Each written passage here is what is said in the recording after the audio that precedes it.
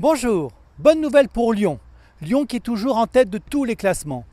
Première en termes d'immobilier de bureaux, première métropole de France en termes de création d'entreprises, avec plus de 19 600 entreprises créées en 2017. L'aéroport de Nice est tout de même le troisième aéroport français. L'an dernier, il a enregistré une hausse de plus de 7% du nombre de voyageurs. Ils étaient un peu plus de 13 millions. Donc avec cette ligne, la ligne 2, cela devrait permettre de donner un nouveau coup de pouce économique et touristique à la ville. Bonne nouvelle pour Montpellier, qui est devenue la 7e ville de France. Et le BIC de Montpellier est classé 2e meilleur incubateur mondial. Au chapitre économie, Ecom News a sélectionné pour vous les projets phares de la rentrée sur Marseille. Tout d'abord, bravo à l'OM qui reprend la gestion commerciale de son stade de résidence. Jusqu'ici, c'était l'Arema qui en avait la charge. Mais avec ce transfert, l'OM entre dans la cour des grands, le cercle fermé des clubs gestionnaires de leur propre stade de résidence. Toulouse aura bien son nouveau parc des expositions. Un parc des expositions qui sera sur 100 hectares pour un coût de 311 millions d'euros. Le plus grand chantier de la région Occitanie.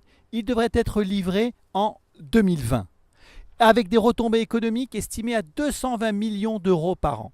Nous allons nous intéresser aux entreprises bordelaises. Vous connaissez certainement BetClick, le site de paris sportif, ou encore Deezer, la célèbre plateforme de musique.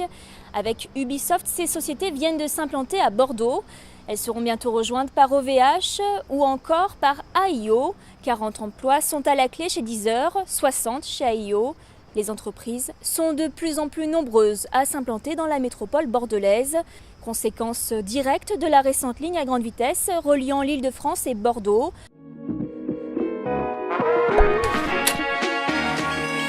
Cette année sera encore chargée pour le bassin méditerranéen, avec plusieurs enjeux et plusieurs questions clés. La Chine, par exemple, réussira-t-elle son assaut d'investissement en concrétisant la route de la soie?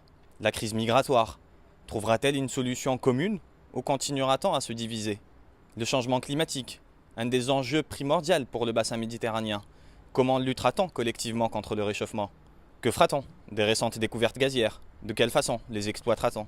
Ecom News Med est au plus près de l'actualité économique et politique, 365 jours par an, et vous apportera clé en main des informations connectées sur 7 pays de la Méditerranée. Alors si vous ne voulez rien rater de la Méditerranée d'aujourd'hui et de demain, rejoignez-nous sur les réseaux sociaux, Facebook, Twitter, Instagram ou YouTube, ou retrouvez-nous sur notre site internet.